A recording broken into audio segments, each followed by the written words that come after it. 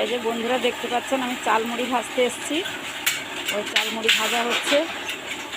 ওই সামনেরগুলোতে চাল আছে, ওই চাল 3-4টা ভেজে ভেজে ভেজে ভেজে আসছে। তারপরে এটা লাস্ট, ওটাতে মুড়ি হয়ে যাচ্ছে। জালিতে ছেঁকে আনছে, ওটাতে আবার বানানো হবে। এই যে ভাজা হয়েছে, ওই বাদাম বাগানের ওই যে ফুলিগুলো